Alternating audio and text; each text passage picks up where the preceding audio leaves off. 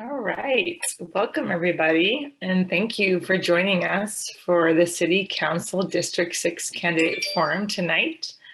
We at the ACLU of Georgia and our partners at the League of Women Voters, Atlanta Fulton County, and the Georgia Association of Black Women Attorneys encourages informed and active participation in government through education advocacy, and we are so excited to share with you this candidate forum that will be moderated by Susanna Scott. So Susanna Scott is the president of the League of Women Voters of Georgia, and she's a native Georgian who was raised in a very politically active family that regularly discussed public policy and local government at the dinner table. She's a graduate of Mount Holyoke College and has her Juris Doctor from Georgia State University College of Law and a Master's of Law from Trinity College, Dublin. Susanna firmly believes in the League's vision of a democracy where every person has the desire, the right, and the knowledge, and most importantly, the confidence to participate. Take it away, Susanna. Thank you, Lisa, and thank you everyone for inviting me to be a part of this evening. We are going to start off. I'm going to introduce each of the candidates that are here and give them a chance to give 1 minute, short introduction, and then we'll launch into the questions. So I'm going to start with Courtney Didi. Please introduce yourself to the audience, Courtney. Awesome. Thank you guys so much for hosting this forum tonight. It's an honor to be here with you. My name is Courtney Didi, and I'm a nearly 20-year Atlanta resident. I currently live in Virginia Highlands as a condo owner. I'm the daughter of an airborne ranger, and my mom is an entrepreneur, and my stepdad is a Metro Atlanta police officer. I'm a small business owner. I own a doggy daycare over off of Cheshire Bridge Road, and I'm proud of this city. I love it. I've planted my roots here. I chose to open my business here for a reason. I love the diversity of the city. I love our tree canopy, and I'm so excited to be our candidate for Atlanta City Council District 6.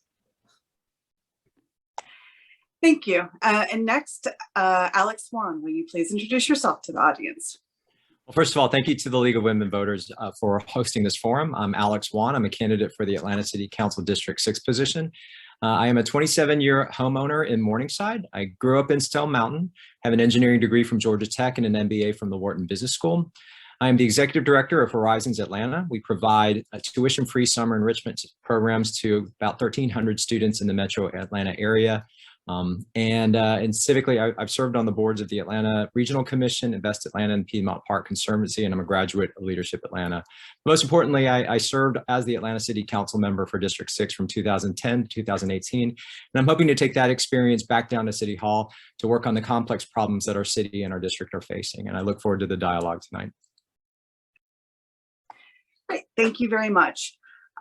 So we are going to jump right in, and I'll ask the first question to you, Alex. What are the 3 major issues within your district, and what are your plans to improve or correct those issues? Wow, in a minute. Public safety is number 1. At rising crime rates, I think what we need to do is fill our vacant police force spots, enhance training, and invest in technology and community partnerships. Second is around poor city service delivery. I think we really need to lean into 311 data, find out where the pressure points are, if it's resources, if it's staffing, and make the corrections and fix those. Third is around infrastructure. You drive around, you see potholes, you see problems and unfinished projects promised in the the Renew Atlanta, as well as the T-SPLOST bonds. I look forward to asking for an audit of those funds to find out where the projects are, where the fundings are, what the schedule is, and get them all back on track. Great, thank you. Courtney, what are your 3 major issues, and what are your plans to address them? Okay, I talk really fast anyway, so I'm going to try hard to articulate this as quickly without losing everybody. Okay, crime, infrastructure, and affordable housing. As a daughter of a Metro Atlanta police officer, I'm just thoroughly enthused about bringing back community policing. After a conversation with a police officer here in Atlanta, I recognize that retention is their biggest issue. So I really want to help them create a retention program so we don't have 6-month rookies training brand new rookies. Infrastructure, being on Cheshire Bridge, that's a perfect example of the decay that we've been navigating for a long time. So I want to address that. If I had more time, I'd go into more. As far as affordable housing, being somebody who was homeless and suffered from instability through housing and being evicted many times, I want to help people become homeowners. I want to create a path to homeownership to change legacies for families here in Atlanta. Great. Thank you both. And some of my questions later on will delve into a couple of those issues that you've raised. But to start with, just what have you guys already done? I mean, you're running for office, so obviously you care about your community. So I'm going to start with you, Courtney. What steps have you taken just as a citizen to sort of address some of your concerns? Okay, this is actually a perfect question because this is the reason why I'm running. The fire on Cheshire Bridge put a halt to my business after pulling it through COVID. Having the Cheshire Bridge fire shut us down for 4 days, and then calling to my city council representative, the silence was deafening. I've always been very active in my community with animal welfare because of the kind of business that I'm in, and also the homeless youth, helping them as well. But this is the reason why I was called to step up for my community. I really feel like we need to have transparency, we need proactive communication. And as a small business owner, because that's what I do day in and day out, and that's how I've been able to maintain 5-star reputation on Yelp, which is almost impossible to do.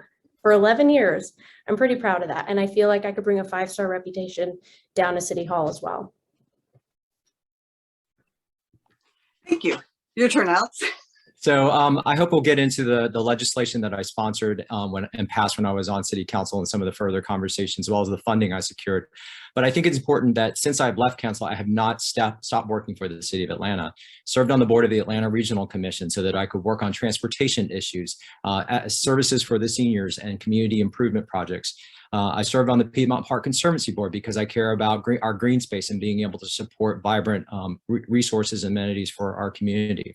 Serve on the board of Live Thrive Atlanta so I can work on recycling and sustainability issues so that I can protect our environment and make sure that we leave our community better than we found it. I also served as the chair of the Fulton County Board of Registrations and Elections because I care about fair, secure elections and making sure every Atlantan and every Georgian has the right to vote and have their vote be counted. This is in my blood. I care about the city, as you mentioned, and I'm always going to continue to find ways to be able to help make Atlanta realize and become the vision that I see for us. Thank you both for that. So infrastructure is obviously a big deal in Atlanta. What is your plan to identify and address the infrastructure problems in the city? And Alex, I'm just going to keep bouncing it back and forth. That's fine. I kind of expected that would happen. So I think the first thing I want to do is introduce legislation that asks for a full accounting audit of the Renew Atlanta and the T-SPLOST funds. We asked the public for permission to use their money to improve our infrastructure. And some of the projects are stalled out. They are slated for and delayed for delivery. There are projects associated around transit in More MARTA that we just haven't done. And I want to know where that money is, what the project schedule is, and what we have to do to get back on track. I understand the mayor just came out and is going to propose another infrastructure bond to the public, and I don't feel comfortable asking the public for money until we know and can account for exactly what we've done. There are other sources of funds that we can tap into for simple things like roads resurfacing, ways to protect pedestrians and increase bicycle facilities, and I will actively seek those and make sure they get applied to making this a better connected city. And Courtney, how would you identify and address infrastructure issues? Sorry, my unmute button was not working. I have the same problem.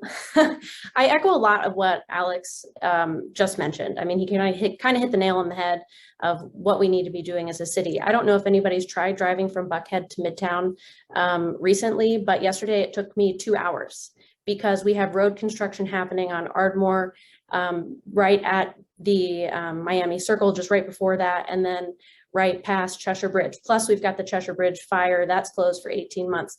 So I think like when we're approaching these plans, we really need to make sure that we're doing the work not during the time that people are having to commute, because let's face it, we don't have transit that moves us around the city efficiently. So everybody's in their cars. So, you know, I really just think we need to get the budget under control. We really need to focus on transparency, making sure that we're considering people's lives when we're doing these projects, because certainly the potholes do need to be filled in. We need to make sure that our bridges are being inspected. We need to make sure that we don't have another Cheshire Bridge fire. We need to focus on our homeless community. I could just go on and on about this, but I will stop. Thank you. Thank you. Justin, and under the wire. So Courtney, would you support the City Department of Public Works creating structures for the northeast, south, and west with operating teams to focus on those respective areas to maintain appropriate crews and equipment to ensure accountability for the entire city? And if so, why? And if not, why? That was a long question. Can you, It was. can you repeat it? So would you support the City Department of Public Works creating a structure for the 4 quadrants of the city with operating teams to focus on those respective areas, maintaining equipment and appropriate crews for those areas to ensure accountability throughout the city? It's not, so I'm not a politician, so I've never really had to answer a question like this before, but on face value, what you're asking me, it sure sounds like something that would be good. I think I would really need to investigate and learn a little bit more about what this would entail and what the benefit versus maybe the negative impact this would cause. So that's a fair answer. Alex? My answer is no. I do believe operationally in terms of being able to schedule service by quadrants, much like we do public works in terms of sanitation and trash pickup. I think that is the right approach. But I think in terms of equipment and resources and staffing, I think you've got to be nimble enough to be able to move staff around so that if any one quadrant, I mean, what I worry about what you propose is that if one quadrant breaks down in terms of staffing or equipment, then that whole quadrant gets stalled. I'd rather be able to be nimble enough to reapply and redistribute emergency resources or extra resources around the city as necessary. Again, I think the concept is good. I think around if you're focusing on the service schedule, yes, but in terms of resources, no. Thank you. So more on roads and transportation. What is your plan? I mean, you talked a little bit about what you want to do, but would you propose working with, how would you propose working with the state to deal with like the expressways that run through the city, for one? The expressways are obviously state and federal assets, not the cities. And so I think having a really strong relationship between the city and the state government as well as the federal government is critical. If y'all remember when the expressway fire burned and collapsed, to me, that was a perfect example of how the city came together with the Georgia DOT to get that fixed within 6 months. The city, and because it was in my district, I was intimately involved with it. We stayed on Georgia DOT and we asked for updates. We asked for timelines. And then most importantly, I established a relationship with both our Renew Atlanta representative, who was the direct coordinator with DOT, to talk about what the impacts were through the neighborhood. So if we needed to reset traffic lights to increase throughput for alternate ways, we could do that. But it's that coordination that is going to be critical if there is another incident on a Georgia or a federal asset through the district. And Courtney?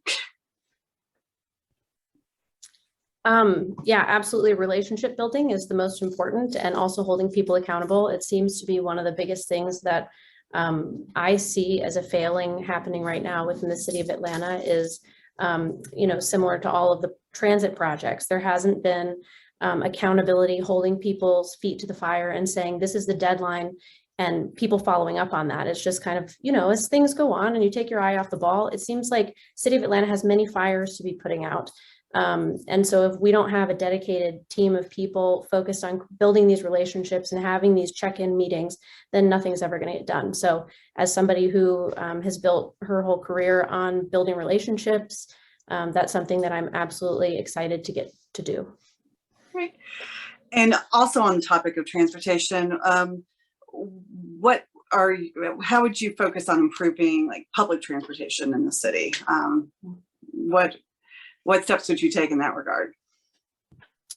Okay, so this is super exciting because I've been doing a lot of research on this topic. Certainly, I'm all for whatever is the gold standard for Atlanta. What we've typically, or what we have historically been doing, is focusing on the needs of right now rather than the needs of the future. And because it takes so long to get from point A to point B and realize the dreams and the projects, we're already behind. So we really need to be looking at what other places are doing and how they're implementing things. I'm totally down. If MARTA is the solution, fantastic. And if it's Beltline Rail now, I'm also in. If it's creating more bike lanes, I'm an avid cyclist, so I would be all about it. They have to be protected though. And if it's trackless tram, which is something that I'm really intrigued by right now, I don't really know if that's something that would work here, but certainly it's something that they can implement over a weekend. At least that's what they say. So I'm following that, and I'm watching to see what happens with the implementation of that outside of Philadelphia. Thank you. And Alex? So I think when it comes to transit, there are three key components. Number one is funding. Number two is identifying the project. Number three is the timeline. With the funding, I was a proud co-sponsor of the legislation that put the half-penny sales tax for more MARTA in front of the voters, which we overwhelmingly approved. So we have the funding, and we could have more funding with the current conversations in DC about another infrastructure bond. So I feel like we've got that piece really working in our favor. The next is the projects. I think that's where there's been a little bit of a disconnect. So when we did the half penny for MARTA and the T-Splosh, there was a pledge about the Beltline Rail. And I think we need to return to that and make sure that the transit projects that were proposed are at the top, or top of the list, or at the top of the list. The third one is timeline. We've got to make sure that the timelines that are proposed right now, which are way too long, I mean, we're talking decades out, need to get accelerated. And that's what the city, in terms of the mayor, as well as the city council, need to apply that pressure, work with MARTA to make sure that we get the timeline to meet the needs that we have for transit. Thank you. And we're going to stay with you, and we're going to change up a little bit. What are your plans to support schools and revitalize businesses in the Atlanta area? It's a big one. Actually, I'm going to cut that in half because there's only 2 of you on tonight. Let's start with supporting schools. I was going to say 60 seconds to talk about that. Okay, no. So education is near and dear to my heart. And that's exactly why once I left council, I wanted to go into the nonprofit sector that dealt directly with education. So I think there are a couple of things we need to do. Number one, we have to improve the relationship that the city has with the Atlanta Public Schools. Having that not be completely aligned is problematic because our futures and our ability to thrive are so inextricably tied. So I think more dialogue, more conversations, but then more initiatives that support one another. There are things that the city can do, things around our after-school opportunities, things around getting our students safely to class and back. And then on the school side, we got to make sure that they are training and educating our kids for careers of the future. So I have a passion for this. Obviously, I would not have made it my life's career or my career choice if it weren't. But again, I think it is tightening the relationship and making sure we are aligned in everything that we're supposed to be doing to support our young scholars. Thank you. Great. So one of the things that's like super important to me is making sure there's after school programs for kids, which ultimately also helps the schools. I really want to focus on ending the school to prison pipeline by offering a lot of mentorship programs. I want to engage the small business community in helping doing this. I regularly take on mentors for them to help in our enrichment-based doggy daycare program. It's something really cool where they actually get to create a product and then they see it being used and enjoyed, and ultimately they see the value that they're creating. It also gives them another idea that, I didn't go to college, I didn't have the opportunity to do so, but rather I started a business and I want to show people that there's other options. So there's technical college and things like that. But anyway, bottom line is we do have to create a really great relationship with our school system. And again, building relationships and maintaining those is a strong suit of mine. Thank you. And now the second half of that long question. What are your plans for revitalizing businesses or keeping businesses vibrant here in Atlanta? Sure. I think this is where I can really be a very strong advocate for small business here in Atlanta. There's a lot of free programs that are put on by the SBA, and there's Georgia chapters here. I really believe that it's crazy to me how many people don't know about this, but it's almost as if for instance, if you don't know it exists, you don't know to go look for it. So when people apply for their business license, I'd like to be able to include in that, here are your resources, and here's how you go get a line of credit. These people will teach you how to do that. You want to do your own accounting, here, people will help you do that. These are people who are experts in business who have given up their time, and the offices sit empty quite a bit, and they put on really valuable programs. So that's really what I want to do, is lead people so that they can help themselves, rather than the city of Atlanta putting forth a ton of money to help businesses, because business owners in and of themselves are very resourceful and will take that information and help themselves. Great, thank you. Alex.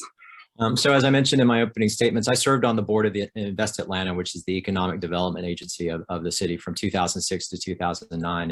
And while we celebrate and recognize and always see all the big wins like your NCRs, your Norfolk Southerns, your Microsoft and Google, I was always there championing the small business, especially small minority-owned businesses, because my father had his own small business, and I saw the heart and soul that they put into their business to make sure they stay open, and they commit to their communities, they hire from their communities. And to me, they are the engine that really can sustain our economic vitality. One of the things I championed when I was on the Invest Atlanta board were two things actually. One was just having a revolving loan capacity. Small businesses, small minority businesses have limited access to capital, and I think the city has a responsibility to try and step into that gap. The second is around technical assistance and supporting them in terms of being able to partner with large businesses to compete for city contracts. And those are the initiatives I would continue to champion going forward. Thank you.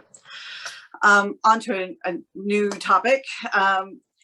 Keep Atlanta Beautiful it helps to bring visitors to Atlanta. What would you put in place to ensure that the city maintains beautification across the city? I think Keep Atlanta Beautiful has done a great job, and I think it is really stepped into, it's not just about keeping our city beautiful. It's also about maintaining our environmental and condition, right? So one of the things that I've always been a champion of theirs, when I was on city council, I always supported funding and any initiatives that we could include them in terms of citywide. But I think there's two things we got to make sure we do going forward. Number one is, when I was on council, one of the problems was that there was so much effort focused on the north side of town. And so you've got to think about equity, and you've got to think about all communities in the city of Atlanta and make sure that initiatives that are done everywhere, because it can be a challenge everywhere. The second is I think there needs to be not only an emphasis on the activities that make the communities clean, but education, explaining to communities why it's important and why it's important to take care of our environment, and so that can be sustained. No matter what happens to keep Atlanta beautiful, or funding or effort for going forward. Thank you. And Courtney, what are your thoughts on the topic? Certainly, I completely agree that we have to focus on all parts of the city, not just, Midtown or Buckhead. I spent a lot of time downtown over the pandemic helping with the homeless, and I noticed that the film industry would come in and they'd make it all beautiful for their shoot, but then it went right back to the way it was. And I thought, we're really missing out on an opportunity here. So I'd really like to involve other organizations along with that one and make sure that there's plenty of funding and incentive to make sure that we're continuing no matter what. It's not just for the film scene, that we're also beautifying every part of our city, downtown, southwest Atlanta, East Atlanta, all of it. So, and also just, continuing to build that relationship and make sure that we educate, like Alex said, about making sure we're taking care of our tree canopy and the environmental impacts of the developments and holding them accountable for making sure that they don't let their waste pollute our city. Thank you. You mentioned, I think you definitely mentioned that housing is a major concern. So what would you do to create more affordable housing in your district? So I'm really grateful to be living in Virginia Highland. If I were to sell my condo today, I would not be able to buy back in. Not even the same condo. I'd sell it and then couldn't afford it. But I will say that Virginia Highland has done a really great job as addressing that missing middle housing. And I'd really like to see that kind of expand into the other parts of our neighborhoods. Rental rates are somewhat still affordable. I tend to keep my finger on the pulse of that. I always like looking at that. My mom's a realtor, so she's always sending me things like, oh, look at this. Maybe you could upgrade out of a 1-bedroom. But anyway, what I do want to do is expand Invest Atlanta's homeowner down payment assistance program so that we can really start changing legacies for people in this in the city of Atlanta.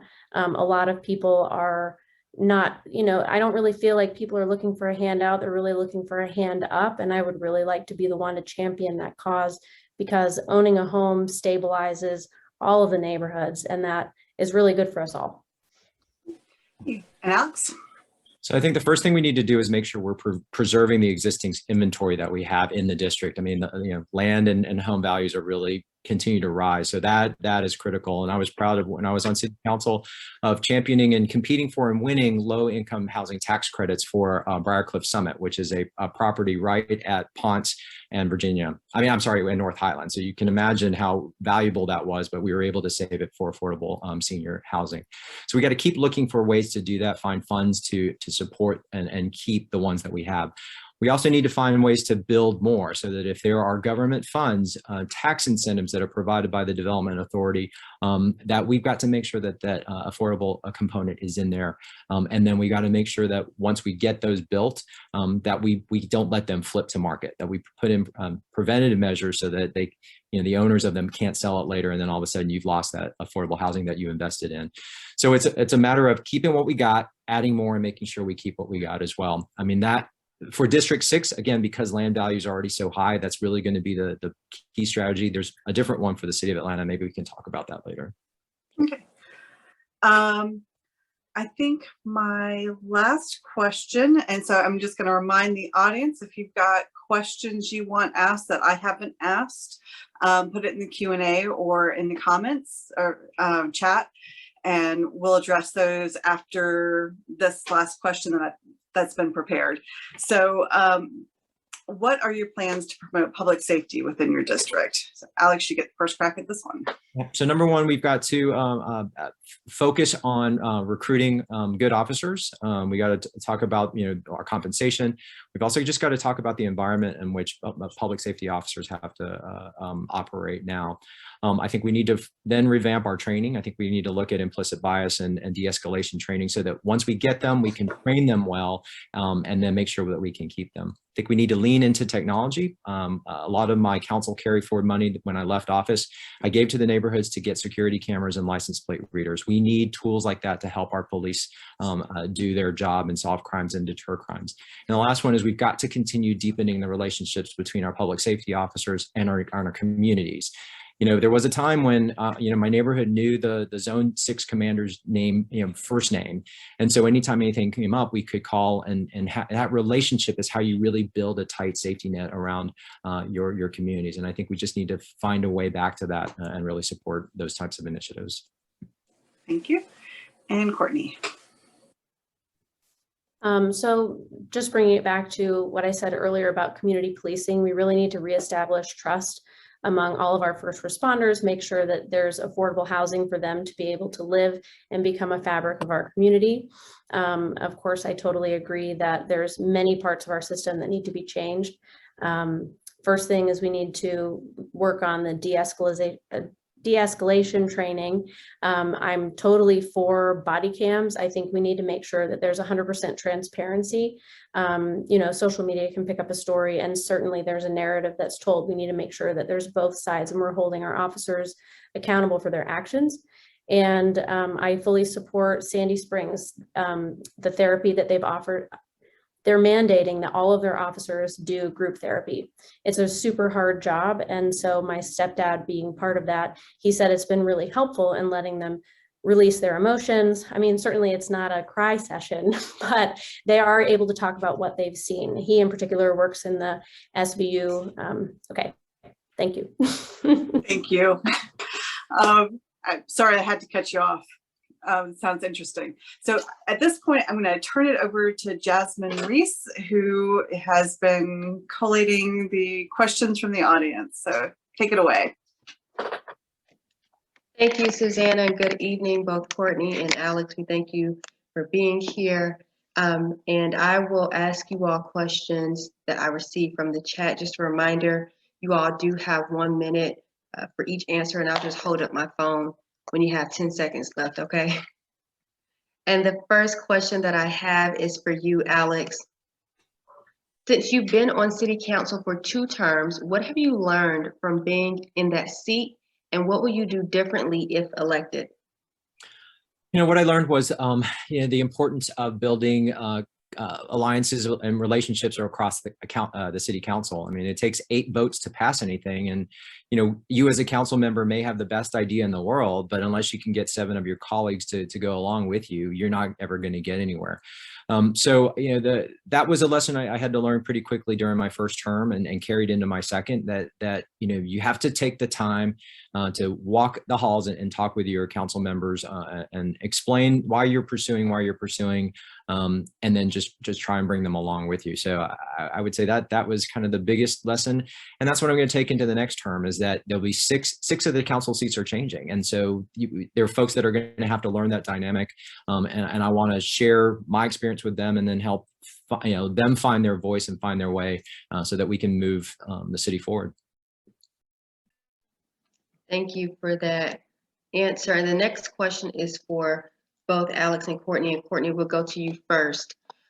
Would you support an ordinance that would mandate every City of Atlanta contract to allocate a percentage of jobs for that project to local residents? And Courtney, you can answer first. Yes. And can I add to this?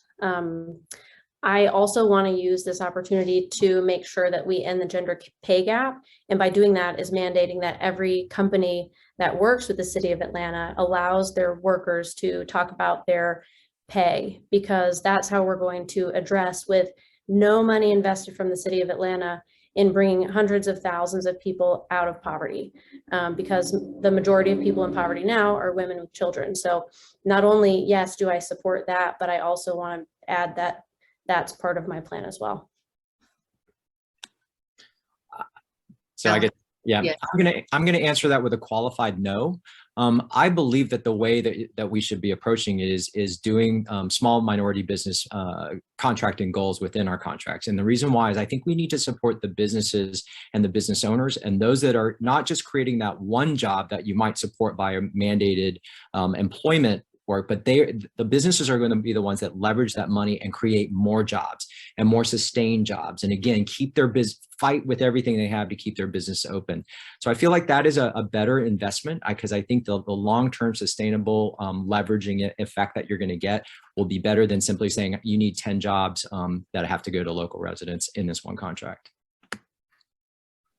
Thank you for that response. The next question will go to you, Alex, for your response. Is there anything City Council can do to encourage building owners, specifically in the area of North Highland Avenue, to make sure that their storefronts are kept and clean? Mm-hmm. So, I mean, I think the first thing is obviously there is a building code, a building standard code in terms of conditions. So we need to make sure that the building owners are living up to that. But I'll tell you, I think it's the quality and the mix, and then the occupancy of the North Highland corridor. It's a vicious circle and it's a virtuous circle. I mean, when the economy starts spiraling downward, then they're not collecting rent, so they don't have the funds to be able to then invest in the storefront appearances. I think as things are coming back, I mean, we're seeing a lot more activity in these corridors, which is fantastic. I think we need to work with the business owners to see if there are additional resources that the city can help them reinvest back into their properties. In terms of the vagrants that are in the facilities, I think that's when we need to talk to 311 PAD, as well as the other supportive services that the city and the county and the state together can wrap around our homeless population or a home insecure population. Let's find a way to get them out, get them shelter, but get them help so that they can become productive and contributing citizens again. Thank you. And same question to you, Courtney. Yes, because I have not been on city council, I do not believe that that's something that we could enforce. However, like Alex said, when COVID hit, it became very difficult to be able to keep up the landscaping on the outside. All of the extra little things that I had to do for my business kind of had to fall to the wayside, or I would do it myself. And gosh darn it, I do not have a green thumb. And so my flowers looked bad. And I'm sorry for everybody that had to see it. But, you know, that's just the reality. When you're a business owner, you have to bootstrap it. You know, I lost most of my team, and then it became very difficult to hire. So, you know, whatever, if I had to get up at 4 a.m. and go and work, sometimes the things that were aesthetically pleasing on the outside, I couldn't maintain. So anyway, I think, you know, Virginia Highlands I live here. I love seeing all of the activity now. So I think as things start to come back, I think we'll see a lot less of issues regarding the aesthetics of the exterior of buildings. Thank you for that response. So the next question will go to you, Courtney. What are your thoughts on Buckhead trying to separate from the city of Atlanta? And if that were to happen, how would that impact the 6th district? So I certainly respect and think that the city of Buckhead, or the people of Buckhead, should have the right to vote on their leaving of the city. I certainly think that if we address the issues that are fueling the fire right now with new leadership on city council, getting our staffing numbers up. I mean, certainly I get why they're mad, right? They pay 75% in taxes, and it's a disproportionate amount for a disproportionate amount of crime. But one thing that they are not really considering is that it takes a really long time to create a city and city services. And so they're going to go through a really long period of time of bad trash pickup and getting a police, Buckhead Police Department together. So I don't support them leaving. I think it would be detrimental to the city of Atlanta. I want them to stay, but we definitely have to address the crime issues that they're concerned about in order to make that happen. Thank you. Same question to you, Alex. So I definitely oppose the cityhood movement that's going on in Buckhead right now. I feel like, in the cityhood initiatives that I've seen, District 6 abuts unincorporated DeKalb. And so I was involved in all the conversations when I was on council in terms of the different cityhoods. The promises and the high expectations that are sold to voters in order to convince them to vote never come to pass. For the first couple of years, actually, it is great because everything's new and shiny and there's energy. But then the costs start coming up. And so the lower taxes never pan out. They always end up rising. I think in the short term, what would happen to the District 6 citizens is that the city would probably take about 5 to 10 years before we could figure out what the budget implications are. We'd have reduced services immediately. I mean, it's 80 to 100, over $100 million that's estimated that would leave the city's coffers. So you would see public safety drop off. You would see city services, trash pickup, infrastructure. But more importantly, the social impact would be horrible. I mean, the racial inequities that already exist in our city will get worse. Thank you. Thank you. Next question, we'll start with you, Alex. Since the killing of George Floyd, the slogan, defund the police, has been heard. In your own words, what does that mean to you? And what would it look like for the city of Atlanta? Yeah, I think that's an unfortunate word. I think when people first hear the word defund police without knowing what it is, that means they just want to dissolve the police department and take all their money away. I don't subscribe to that. I feel like we can walk and chew gum at the same time. We need a police force. We need things that just protect the general safety and things of even parades and big public events, we need a force to keep order and keep us safe. What we also need is improved training around bias and around de-escalation techniques so that we don't have instances like that again. And I think, the situation's been, it's been a couple of bad officers that are giving the rest of the men and women in blue a bad name. There are so many good folks that put their lives on the lines for every day, and we need to support them.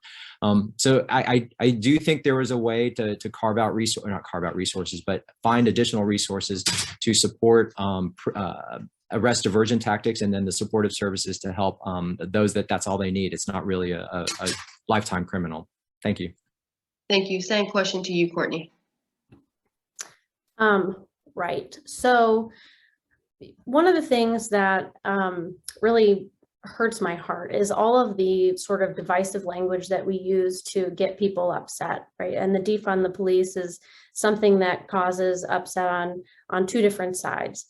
I'll just share that my story is my stepfather has been a police officer for 26 years, and not once has he ever pulled his gun or tased anyone. So I know that there are good people out there. I think that we definitely need to, like I said earlier, invest in the training to make sure that, excessive force is not happening. Body cams, definitely keeping people transparent. And then also community policing really helps quite a bit, making sure that they can become part of the fabric of our community, because right now we have a major trust problem, and it makes sense. I get it. And so, but at the same time, we do have to have police in order to be able to have events and keep us safe. Who are you gonna call when somebody's breaking into your house? You're gonna have to call 911. So we really need to make sure that we are creating really good, positive relationships. Sorry. Next question, we will go to you first, Courtney. The question is, Georgia has a swift eviction process. It's so swift that a renter could get an eviction notice as soon as they miss one rent payment. Atlanta has one of the worst eviction rates in the state of Georgia. How do you plan to help Atlanta residents stay in their homes after the eviction moratoriums have been completely exhausted and expire? Great question. So I certainly believe that making sure that our renters, before they sign a lease, understand what their rights are. Involving Georgia Legal Aid and Atlanta Legal Aid, using those free resources and making sure that people understand that those are available to them. As somebody who has been evicted multiple times, homeless, and then I finally got a place and then realized, ooh, I can't afford it. I understand, and I totally relate to how scary that is. And we certainly need to make sure that people stay in their houses, because we don't need to add to the homeless issue that we're already experiencing here in Atlanta. So I will be the biggest champion to make sure that low-income people and anybody who have suffered losses due to COVID get to stay in their homes, and they're 100% supported until they can get back on their feet. Yeah, to me, the biggest thing. Same question to you, Alex. To me, the biggest thing is being able to support tenants and providing them legal advice and counsel to be able to defend against and protect them against these evictions. And so I do think we need to find resources in the short term, and it may need to come out of the general fund, but we need to find resources to then support and engage organizations like Courtney mentioned, Georgia Legal Aid and Atlanta Legal Aid. And then I think what we also need to do is find a sustained source of funding. And I think when we negotiate and pursue housing grants like HOPWA, Housing Opportunities for People with AIDS, community development block grants, or home grants, we need to specifically earmark sections of those funds and those grants for this purpose, because we can't keep scrambling for the funds. We just got to know that anytime, if we're going to support housing, we got to support the tenants, and then we got to support tenants' rights and their legal rights. So that's what I would do. Thank you. And this is the last question that I have from the chat. And Alex, we'll start with you. The Atlanta region is a leader in job growth, but too many good jobs are going unfilled. More than half of the jobs in Atlanta require at least a bachelor's degree, while only 35% of residents over the age of 25 meet that requirement. What is your solution to help break the cycle of underskilled, low-paying employment that affects so many people in our city? I think this is where the partnership with Atlanta Public Schools, and then even we have such a great higher ed community in Atlanta. We Horizons Atlanta, we work with so many of them, so we kind of understand the need to be able to build that pipeline in order to get good education for our K through 12, so that by the time they graduate and want to pursue careers and can pursue college, they have the skills to be successful there. And then, the challenge with this is that it takes time. I mean, we need to focus on early learning programs, but we just need to get everyone aligned. I think, the public school system is working and focused on their thing. The colleges and universities are focused on theirs. Industry is following in theirs. And then Atlanta, in terms of workforce development, is trying to do its own program. But there's not a sheet of music, the same sheet of music that we're all singing from. So I think it is time, to get everybody on the same page and start pulling in the same direction. And it's going to take some leadership from the city to do that. Thank you. And Courtney? So I'm just going to come out and say I don't have an answer for this, but I will tell you, when I thought that my business was going to close its doors, I started looking, and this was what I came up against. I was like, wow, I've been a business owner for almost 11 years, now 11, but at the time, not quite 11. And I said, I've built a business where I've employed over all of these years more than 100 people, and yet I don't qualify for any one of these jobs. So it is certainly an issue. And I don't have an answer for it, but I'm absolutely committed to finding one and partnering with the schools to figure out how we help people transition from high school to college. For me, I graduated with a 4.0 from North Springs High School. It wasn't a matter of not being able to go, but being kicked out and living in my car, it wasn't quite set up for that. So I think, I don't have the answers, but I certainly would love to come up with some creative ideas to make that happen. Thank you, and thank you all both so much for your responses tonight. I'm now going to turn it back over to Miss Susanna. Thank you, Jasmine. So I'm going to give you both a chance to give your final remarks. Again, 1 minute. 1 minute. So I think we just finished with you, Courtney. So we'll start with you. And I love it. Usually I'm W, so I go last. So I'm kind of excited. So, we've talked about some really big and complex issues today, and it's going to take big and complex solutions in order to be able to address them. And then this is especially challenging with the changes that are going to happen at leadership at City Hall around the mayor, council president, 6 of 15 council seats flipping. I think there's a lot of value in sending proven experience in leadership back down to City Hall to help us lead and work through these problems. I rather than having to rely on something that someone's promising as a candidate. I mean, you've seen what I do. You've seen me in the 2 terms. You can count on that with me, and I'll be able to hit the ground running on day 1 and get to work on these issues that we care about. So I hope I've earned your support to be the next Atlanta City Council District 6 representative. Thank you. Thank you. And Courtney. First of all, thank you so much again for hosting this forum. It's been really great and thought-provoking for me to think about some things I hadn't thought of before. What I'd like to just point out is that there are so many first-time candidates now running, and I think that's pretty darn cool. And I think it speaks volumes to people being kind of tired of the machine that is Atlanta, or has been. And so by bringing up new leadership and new voices to the city of Atlanta, we can really come up with some great creative and innovative ideas that haven't quite been thought of before. So I really do hope that you guys consider me, and I'm excited to get to work, and thank you so much. If you'd like to reach me, please do. My website is ddieforthepeople.com. Thank you both. I've enjoyed hearing what you both had to say, and I'm going to turn it over to Nicola Hines, the president of the League of Women Voters of Atlanta Fulton. Yes, hello everyone. Good evening, and thank you for attending our candidate, City Council candidate District 6 candidate forum. As Susanna stated, I am Nicola Hines. I am the president for the League of Women Voters of Atlanta Fulton County. And thank you, Susanna, who is our president for League of Women Voters for Georgia, for the state, for moderating tonight. Thank you to our 2 panelists that attended. Our candidates, sorry, I'm so used to saying panelists. 2 candidates that attended. Just to let everyone know, we did invite all qualified candidates. And so we're so grateful that you were able to join us tonight during our forum. I want to first also say thank you to our Voter Services Committee for working so hard prior to getting on, Alex. We had told Courtney that this is number 5 in our candidate forums. So yeah, so we're number 5 out of, I think 14, 17, I don't know.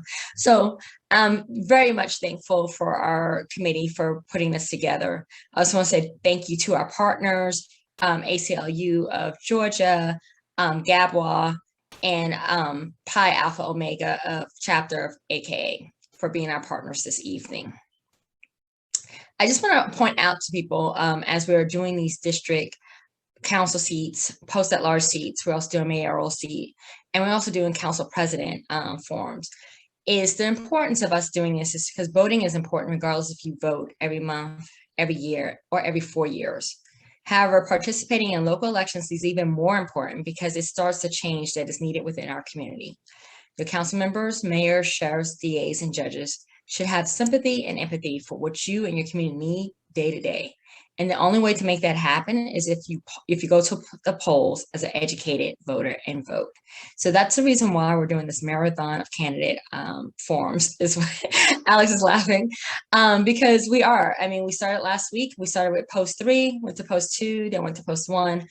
For those who don't know, there's only 3 seats on the city council, including the mayor and the president, council president, that is not being uncontested. So our face of city politics can change overnight. So it's very important that you guys get out to vote. I believe the last day to register is October 4th. National Voter Registration Day is September 28th. So we need to get people registered. We need to get them out to vote. And go to our calendar. I believe someone just posted on our calendar. We have 3 more forums next week. September 30th, we are doing September 30th and October 1st. And October 2nd, we're doing 4 actually next week. And our big one is our mayoral candidate forum, which we are hosting with Emory University, ACLU of Georgia, Urban League of Greater Atlanta are our partners for that. And that will be a hybrid event at Emory University. And that is on our website. And our next one will be also October 12th will be our City Council President Forum. And that will also be hybrid, and that is also with partners of ACLU of Georgia, Urban League of Greater Atlanta. We have a AKA chapter, a Delta chapter, and a Lynx chapter partnering up with us on that event. So we're excited. Like I said, I think we're doing 17 in 30 days. So if you want to meet your candidates, make sure you log on because we're making sure that all the candidates who are running with an opponent will be able to voice their opinion. So once again, thanks again for attending tonight. And if you would like more information about joining the League of Women Voters Atlanta Fulton County, because I wouldn't be a president without soliciting, you can go to our website, lwvaf.org/join. The League is proud to be a nonpartisan. We neither support nor oppose candidates or political parties of any level of government, but always working on vital issues of concern to members and the public that accepts members from all sides of the aisle, race, gender, religion, and sex. So to Alex, that means that you've been active along. I don't think you're on my roster. So, a lot of the guys, like, they kind of like want to like, oh, it's women's leagues. Nope. No offense, Courtney. I'm always pushing the guys though. I'm like, they see the word, but Courtney, you need to join too. We are a nonpartisan organization. We have a lot of great programs to come along and a lot of obviously candidate forums, but we do programs that affect Fulton County and the city of Atlanta. So hopefully I'll see you guys on our roster. And that's it. Thank you so much, everyone, and have a great night.